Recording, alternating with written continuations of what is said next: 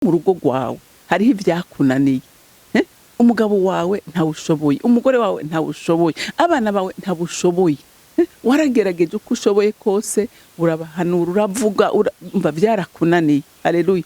Inyishu ndakubwira hiri, Satani nge nkubwira amaze kwica benshi, amaze konona ingo nyinshi, amaze konona ubugingo bw'abantu benshi. Haleluya. Amaze gukenyura abantu benshi bapfa batageze kugiye kidakwiriye. Haleluya. Amaze kubuza amahoro abantu benshi, yatereje ingwara abantu benshi, yatereje ibyaga abantu benshi. Haleluya. Ariko hari bavuga ngo amafaranga ngo yo kumara gahinda, yo kumara umubabaro, bongo ibyo sivyo.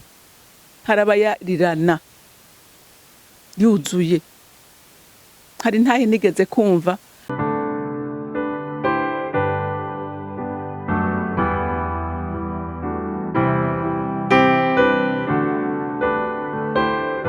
bakunzi bahore CANAAN TV, ndanezerewe kandi gusubira guhura namwe ngo tuganire ijambo ry'Imana. Ariko imbere ko tutangura kuganira, reka tubanze dusenge.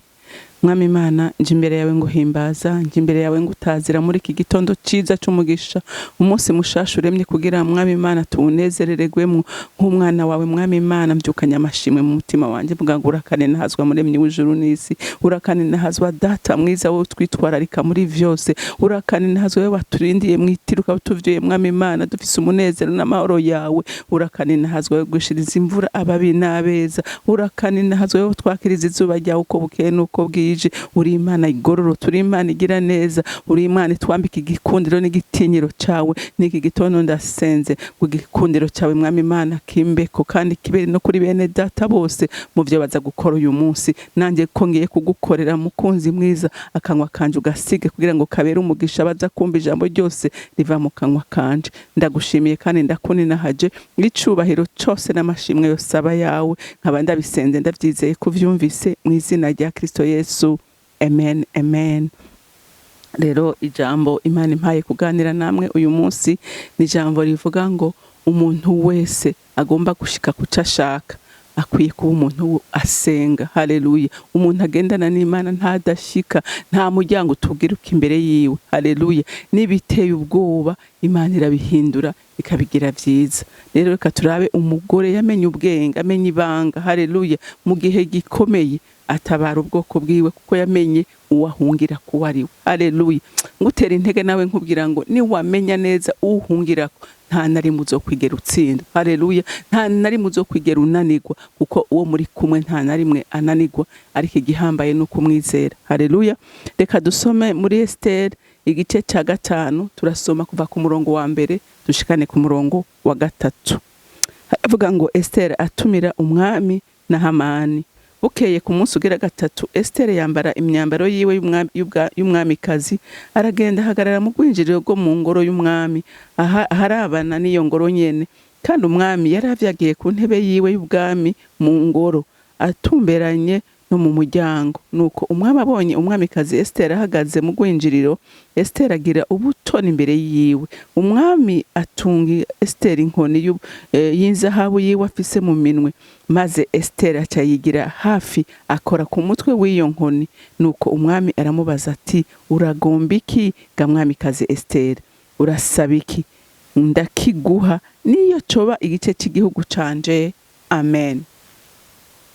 Iyi nkuru n'ukuri ni nkuru tuvuga kenshi, ni inkuru abigisha benshi bakunda kuvuga kuko ni inkuru n'ukuri irimwo amajambo akomeye, irimwo ubwizigirwa bukomeye, irimwo guhishurirwa gukomeye. Haleluya.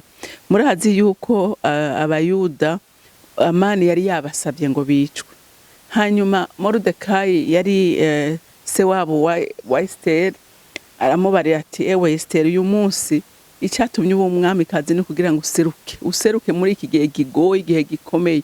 Ati none ingo ugende ubwire umwami ariwe mugabo wawe aduhangaze akiza ubwoko bwacu. Haleluya. Esther nawe aragira ubwoba nk'umuntu wese, aramubarira tewe Moridekayi, urabizi neza ko umwami ntupfa kujya imbere y'uko ubonye, umwami atagutumye ko ntushobora guseruka imbere yiwe. Ati ntushobora guseruka imbere yiwe, atariko uko bimeze kose nta kundi ntegerezwa kujya imbere yiwe kugira ngo ntabaze bibaye ngombwa mfe. Haleluya. Ariko icyo nakundiye Esther nuko yamenye neza ibanga rikomeye. Amenya neza ibanga rikomeye, amenya aho imbaraga zikugwa. Haleluya. Aravuga ati kugira nseruke imbere y'umugabo nuko mbanza gusenga, nuko mbanza kurondera igikundiro cy'Imana. Haleluya. Nuko ndondera ubwenge bw'Imana. Imana ibanze imurikira ubwenge bwanje, Imana inyambika igikundiro cyayo mbone guseruka imbere y'umugabo wanje.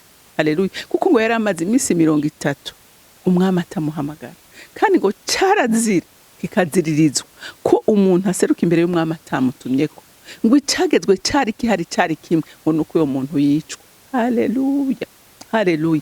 Inge ndakubwire muntu w'Imana, hari ibintu ubona bigukikuje, hari ibintu ubona udashobora, hari ibintu no mu rugo rwawe hariho ibyakunaniye. Umugabo wawe ntawushoboye, umugore wawe ntawushoboye, abana bawe ntawushoboye. Waragerageje uko ushoboye kose, urabahanura, uravuga, umva byarakunaniye. Haleluya. Inyishu ndakubwira hiri. Haleluya. Inyishu ndakubwira handi ni ku Mana honyine. Haleluya. Kuko Imana niyihindura ibihe. Imana niyihindura ibihe. Imana niyituma uronka n'amahoro. Ndakubwire muntu w'Imana, hariho uyu munsi murabona ko abantu benshi biri barapfa n'amavesi. Nta kindi gituma uyu munsi abantu bariko barakenyuka, ni kubera ama stress menshi abantu bafise. Hari ama stress menshi, hari ingorane nyinshi, ibyago ni byinshi. Urumva abantu kubera n'ibintu hari gihe bikunanira, ukabura ingene ubijera, ugahinduka igikoko. Ugahinduka igikoko kugira ngo abantu bagutinye ntibanakubaze. Ugasanga umugabo aragiye kubera atana agafaranga yatahanye, akavuga ati mbege mbere y'uyu mugore ndahaseruka gute, akaza yabaye imvubu. Akaza yabaye imvubu. Umugore yabona uyo mugabo umutima ukiruka, umutima ugakubita kubera ubwoba, ugatera. Abana barakugoye, birigo baranyura umugi, birigo barasambana, birigo barakora mabi. Urabumva batasha, umutima ukiruka kuko ntuzi kiza gukurikira. Harabaza bagasahura ibintu, harabaza gakubita abavyeyi. Haleluya. Nagira nkubwira ibanga rimwe, ubuhungiro nta handi buri, ubutabazi nta handi buri. Ubutabazi buri kuhoraho, umuremyi w'ijuru n'isi. Haleluya. Nta handi. Kuko mu nkomezi zawe ntabyo ushoboye, kandi kubigumamo birakwica. Kuguma uvyikoreye wewe birakwica. Ariko igihe uvuze ngo ndabituye, ndabihereje Imana yanje. Haleluya. Kuko ijambo ry'Imana riravuga ngo wewe mwese mwurushe n'uremerewe naze kuri jewe. Haleluya. Aze yikoreza ingata yanje, ngo kuko ingata yanje irahahutse. Inge nkubwire muntu w'Imana, iryo jambo risigura iki? Risigura ngo ni waba ufise umutwaro, genda uwubwire Yesu. Haleluya. Yesu arawukwikorera. Yesu muri ico araguha amahoro, araguha kwihanganira muri urwo rugendo ugakomera. Haleluya. Haleluya. Esther amenya umuntu ashobora kumufasha, atuma umuryango wuguruka imbere yiwe. Haleluya. Esther arabwira ati genda musenge iminsi 3. Umuyuda wese ahari. Haleluya. Agende yisonzesha. Ati nanje n'incoreke zanje turagiye kwisonzesha iminsi 3. Haleluya. Esther aragenda nizo ncoreke n'abayuda bose baragenda bapfukama imbere y'Imana, barayibwira ati Imana dutabare. Nta wundi mutabazi dufise, nta bundi buhungiro dufise, ubuhungiro tubuziga kuri wewe. Haleluya. Haleluya. Imana mwijuru yumva amasengesho yabo. Ngo iyo minsi 3 iheze, Esther arahaguruka, ngo arambara neza. Haleluya. Arisiga neza, aripodora, yambara impuzu z'ubwamikazi. Agenda ari umugore adasanzwe. Haleluya. Agenda ari umugore adasanzwe imbere y'Uhoraho. Mpora ntangazwa n'abagore wumva bakubwira ngo kwisiga, kwigira neza ngo ni icyaha. Nagira ndakubwire ngo si icyaha. Umugore w'ubwenge ateza kwifata neza ku mubiri wiwe. Haleluya. Kuko umubiri ni uw'umugabo wiwe, kandi arinda kuwufata kubw'icubahiro c'umugabo we, akawufata neza, ndetse no kubwiwe nyene. Haleluya. Esther yase yagenda atakaravye, yagenda atambaye neza imbere y'umwami, hari naho atari kumwakira. Haleluya. Hari naho atari kumwakira, kandi yafise n'amasengesho Imana yamusize ngo aserutse imbere y'umwami, ngo aravuga ati mwamikeze Esther, n'igiki kikuzanye hano, uransaba iki? Ngo amutunga inkoni yiwe. haleluya ngo Esther ayikora baramubwira ngo naho kiba igice cy'igihugu canje ndakiguha haleluya haleluya ingenda kubwire muntu w'Imana ibyawe nta handi uzobironkera ibyo umwasi yakunyaze nta handi uzobironkera ku mavi. Esther yagenda atasenze yari kwicwa nk'abandi bose kuko yaraza bamaze kwicwa haleluya ayarabaze amakuru yarayafise ni nacyo gituma yabwiye Morodekayi aterega atugiye imbere y'umwami atagutumye ko nta rundi rubanza ufise no kwicwa nuko yaramaze kumva bamaze kwicirwa imbere y'umwami haleluya haleluya. Satani nge nkubwire amaze kwica benshi amaze konona ingo nyinshi amaze konona ubugingo bw'abantu benshi haleluya amaze gukenyura abantu benshi bapfa batageze kugiye kidakwiriye haleluya amaze kubuza amahoro abantu benshi yaterereje ingwara abantu benshi yaterereje ibyaga abantu benshi haleluya ariko umushobora numwe n'uwisunga imbaraga z'Uhoraho haleluya n'uwisunga imbaraga z'Uhoraho kuko Yesu yaramuhemuye kumugaragara izuba riba mwaka ububasha n'ubushobozi bwose kandi Yesu yaravuze ngo ubwo bubasha bwose sinabusubiranye mu ijuru ariko nabusigiye abanyizera haleluya haleluya. Rero ukaba wizeye uwo mwami ntugire ubwoba haleluya kandi noneho ndakubwira ngo ntugire ubwoba waramwizeye ukamwimika mu bugingo bwawe wamana ihumure ryiwe haleluya wamana ihumure ryiwe. Iyi ni ntahe noshinga abantu b'Imana igihe cyose nagwanye mu nkomezi zanyu naraneshejwe pe inshuro nyinshi haleluya nkararandira ariko umunsi navuze ngo nta wundi nizeye mwana nta wundi wo kuntabara muri ibi nabonye ampa inkomezi nabonye ampa amahoro nabonye ampa munezero nabonye amfuka haleluya aramfuka amara agahinda mu mutima kandi ibyari kukantera bitabuze haleluya byuzuye ariko nkudura amahoro nkavuga ngo hari umwami angwandirira haleluya ngo kuko umwami Yesu ankunda ndamahoro kuko umwami Yesu ankunda ndamahoro kuko ari wampfumbase mu kiganza ciwe ndamahoro kuko ari wangwandirira intambara ndamahoro kuko ari wanyitwararitse ndamahoro haleluya haleluya kuko ari we amfumbase ari we negamira ndamahoro haleluya haleluya. Nta wundi hari bavuga ngo amafaranga ngo yo kumara gahinda yo kumara umubabaro bongo ivyo sivyo harabayarirana yuzuye. Hari ntahe nigeze kumva ngo umumama yahaye lift abajene baraho ngo hanyuma abona utwana tunezerewe ngo arababwira ati ko muraryohewe arababwira ati turaryohe ko dufise Yesu ati jeho ati imodoka nibwo buriri bwanje nico cumba cyane niyo ndaramo haleluya arara mu ijipe nziza. Hariho abafise amazu y'ibitangazo ubona ukifuza no kwinjiramo ariko harimo agahinda n'imibabaro itagira ukwingana. Umudamu ajyama mu cumba cy'umugabo akajyama mu cumba cyiwe aho harimo umunezero kandi ibintu biruzuye haleluya. Ariko hariho uwundi afise duke ariko yuzuye amahoro n'umunezero haleluya kuko umwami Yesu yamugize ubuhungiro bwiwe. Rero umuntu w'Imana umuntu azogera kure umuntu azoshobora kunesha isi umuntu ashobora kunesha ibigeragezo niwemeye kugendana n'uyu mwami kandi nta handi mugendanira ni mu gusenga no mu gusoma ijambo ry'Imana haleluya. Esther agira faveur imbere y'umugabo wiwe amen. Ntiyayigize kubera ikindi yamenye ibanga haleluya. Kandi murumva ko Esther yari umunyamasengesho ntiwogira jene y'imisi 3 ari utanguriye kutigeza umenya kwibaho haleluya. Ntiwogira jene ngusengesha abo mu nzu yawe utabatoje gusenga. Esther yari yatoje gusenga abo mu rugo rwiwe ko yavuze ngo jewe n'injoreke zanje ngo natwe tugiye gusenga haleluya haleluya.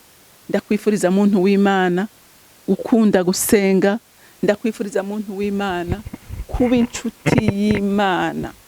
Niba w'inshuti y'Imana ntizogutetereza niba w'inshuti y'Imana ntizokureka ibyo ndabikubwiye haleluya. Yoteba ego yoteba kuko hariho abantu benshi usanga bateba mu kigeragezo bakiheba bakarambirwa ariko nagira ndakubwira jewe ijambo ry'Imana ndarikunda jewe bantu b'Imana ndababwiza ukuri hari igihe kinini nacitse intege nkavuga Mana kubera iki ibintu tabihindura kubera iki gamana ko nsenga ko ngerageza uko nshoboye ariko nsanga nabishingira intahe ijana kwijana hari aho yabacishije ukaraba nk'umugabo nk'Imana nka Mose Imana yakoresheje ibingana gute imumaza mu bugaragwa imyaka 40 kugira ngo ishobore kumutuma jewe ndiki kugira ngo mfyonde buto byanje bitungane ndinde we urinde ihangane ntuzi gituma Imana igutebeje muri ivyo haleluya ntavyuzi ariko iconze ntakekeranya nuko Imana ntihenda bumwizigirwa gusa haleluya bumwizigirwa gusa nturambirwa Yesu ngo abigishwa ngo igihe agaburiye abantu 5,000 ngo baramukurikiye baramukurikiye ari benshi kubera bumvise abantu bariye bahaze batekeye urumva murazi ko basigaje bajya kumurondera hanyuma ngo mwigisha ngo twari twakubuze Yesu arababwira ati ndabizi ko mutandondera kubera urukundo mu nkunda canke mukunda ibyo ndiko ndakora ati ahubwo muje kundondera kubera imikate mushaka kurya muje kundondera ko bitangaza haleluya ariko vy'ukuri Yesu arababwira ati ico sico cangombwa ati iyo mikate murondera abayiriye bose barapfuye ati ariko abariye umukate jewe nabahaye bazohoraho haleluya bisigura ngo vy'ukuri uwamenye Kristo akanwana nawe azohoraho uwanywanye nawe nta kimutera ubwoba ko arazi neza kuwo yegamiye adashobora kumureka ngo atembe kuko iryo sezerano turarifise nk'abana b'Imana ngo sinzobareka mwenyene ngo ariko nzobana namwe gushika ku mpera y'isi haleluya iryo ni sezerano rifise umuntu wese yamwizeye rero nturondera imikate muntu w'Imana nturondera ibitangaza gusa kuri Yesu arabitanga iyo ni devoir yiwe iyo ni devoir arazi cyo ukeneye arazi cyo nkeneye arazi ko ukeneye kuba arazi ko no mu murimo w'Imana ukenera ibyo ukoresha uwo murimo w'Imana nta kintu na kimwe cyoshobora gukoreka ata provision ufise haleluya Yesu rero ibyo byose arabizi igihambaye ni kimwe menya icyangombwa ngo turondere ubwami bw'Imana no kugoroka kwayo ngo ibindi bisigaye azobitwongera rero ukaba ushaka kuba umutsinzi ukaba ushaka vy'ukuri gushika kuco ushaka senga b'umunyamasengesho ukunde gusenga haleluya ukunde kuba mwijambo urondera Imana uyironderana umwete uyikundisha n'umutima wawe uzobona ibyawe bigenda neza Imana yo mwijuru ibampera umugisha mwami wanje sindambirwa kugushima no kugushimagiza sindambirwa kugushira hejuru kuko uri umwizigirwa wewe ntuhemukira bawe oya Mana oya sikuri sikumeze nukuri ugusenga ukurondera uwakubereye inshuti nawe umubereye inshuti ukamugirira neza ese cyompa abana b'Imana bose mwami bakakugira inshuti iya mbere mu buzima bwabo ibyo bari bahanze amaso bakabikura kuri ko ariko bagahanga amaso wewe ndagushimiye kandi ndakuninahaje mwami kwiri jambo rizogirira neza benshi bagafaho bari bakagera handi icubahiro cyose n'amashimwe yose aba yawe abandi bisenze ndabyizeye ko vyumvise mu izina rya Kristo Yesu amen mwarahezagiwe mugira umunsi mwiza